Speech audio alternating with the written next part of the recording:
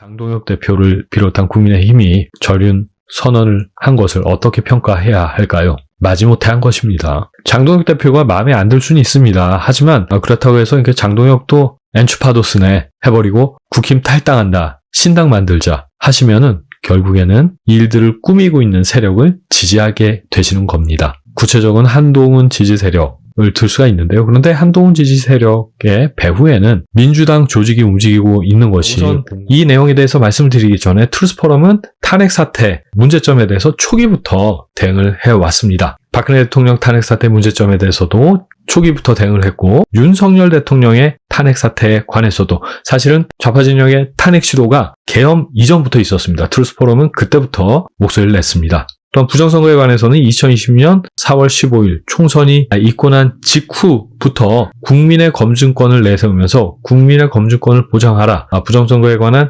의혹들을 명확하게 해소하라, 그리고 또 의혹을 사전에 차단할 수 있는 제도 개선을 해야 된다라는 주장을 지금까지 일관되게 주장을 해왔습니다. 트루스포럼이 이런 주장을 해왔기 때문에 지금 윤어게인 외치시는 분들과는 사실 같은 마음입니다. 윤석열 대통령 같은 경우에는 좌파적인 성향을 보이신 일들이 많이 있었습니다. 실제로 박근혜 대통령 탄핵 사태 때 탄핵 찬성 집회에 나가서 찍은 사진도 있었고요. 하지만 윤석열 대통령으로 당선된 이후에는 대한민국의 정통성을 수호하고, 그리고 또 한미동맹의 기틀을 지켰다는 점, 이 점에 관해서는 실제로 독일 같은 경우에는 독일 대한당이라는 새로운 정치 그룹이 나타나서 기존의 정치 세력을 교체하는 수준의 의미 있는 변화를 만들어내고 있습니다. 그런데 대한민국과 독일은 근본적인 차이가 있습니다. 독일은 내각제 국가입니다. 대통령제 국가에서는요, 정당 설립의 자유가 인정되지만 현실적인 정치는 사실상 양당제처럼 운영이 되고 있습니다. 이 부분은 한국도 마찬가지고 미국도 마찬가지입니다. 사실 트럼프 대통령도 신당 창당을 고민하셨습니다. 하지만 공화당 내부에서 세력을 확대하는 것이 훨씬 더 전략적이고 의미가 있겠다, 가능성이 있겠다라는 판단에 신당 창당에 관한 뜻은 접으셨는데요. 그리고 나서 대통령이 되셨습니다. 우선 말씀드리고 싶은 것은 우리가 상당히 신중하게 움직여야 됩니다. 그리고 전략적으로, 조직적으로 움직여야 됩니다. 그리고 이것을 위해서는 당내 정치, 원내 정치를 이해할 필요가 있습니다.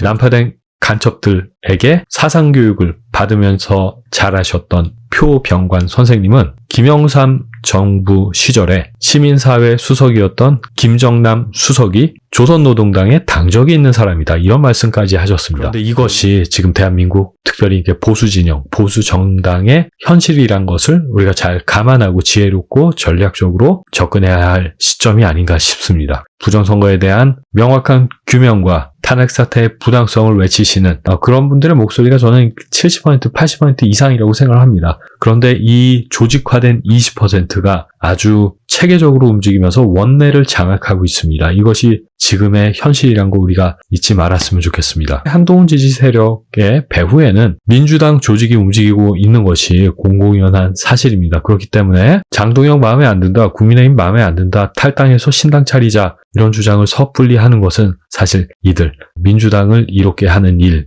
수 있습니다. 그리고 이들이 이렇게 조직적으로 움직이는 것도 이것이 보수 진영의 조직이 아닌 거라고 저는 생각을 합니다. 윤어게인만이 답이다, 이렇게 외치면은 윤어게인을 잡아먹지 못해서 안달인 세력에게 먹잇감을 던져주는 것밖에 되지 않습니다. 우리가 답답한 마음, 분노한 마음 충분히 이해합니다. 하지만 지금은 전략적으로 냉정하게 움직여야 될 때입니다. 조금 티가 안 나게 움직인다고 할까요? 사실 운동권이 이거 정말로 잘했습니다. 운동권이 지금 권력을 잡게 된 것은 사실 10년, 20년의 싸움이 아니라 30년의 싸움이 아니라 대한민국 건국 당시부터 있었던 70년의 싸움입니다. 그들은 자신들의 뜻을 숨기고 야금야금 현실 정치권에 진입했고 지금은 권력을 잡고 있습니다. 어떤 점에선 저희도 조금 배워야 할 부분이 아닌가 싶습니다. 장동혁 지도부, 어떤 의미에서는 정말 드물게 나온 지도부입니다. 만약에 이 지도부가 무너지면은 대한민국에서 정통 보수의 가치를 지키려고 하는 지도부는 당분간 우리가 찾아보기 어렵게 될 것입니다. 그러면 구체적으로 우리가 무엇을 해야 될까요? 제가 한 가지 말씀드리고 싶은 것은 국회의원 한 명 한 명을 개별적으로 압박하는 그런 작업들을 해야 합니다. 이 원내 정치 때문에 숨을 죽이거나 과감하게 목소리를 내지 못하고 있는 것이죠.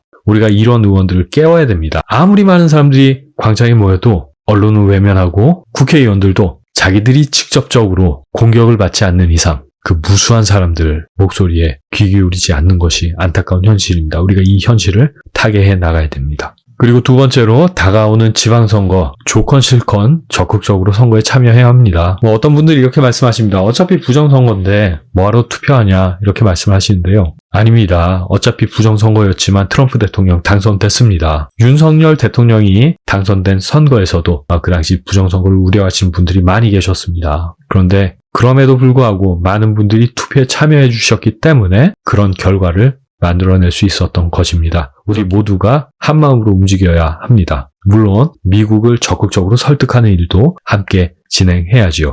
그런 의미에서 트루스 포럼은 3월 말에 진행되는 세계 참석에서 대한민국의 현실을 적극적으로 알릴 예정입니다. 나아가 장동혁 대표부에 최대한 힘을 실어줘서 사전선거에 관해서 최대한 바꿀 수 있는 제도적 개선을 만들어내야 됩니다. 장동혁 지도부가 빠지면 이걸 누가 할 수 있을까요? 대한민국 망하지 않습니다. 대한민국이 망할 나라였으면 이미 여러 수십 번 망했습니다.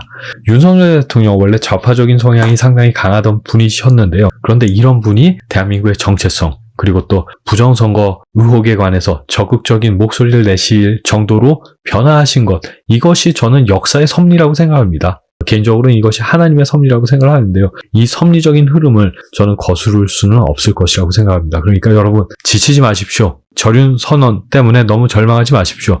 우리는 우리가 해야 할 일들을 계속해 나아가면 됩니다. 그리고 변화는 이미 일어났고 그러한 방향으로 나아가고 있습니다. 지치지 마시고 계속 목소리 내시죠. 여러분들 힘내십시오. 감사합니다. 화이팅!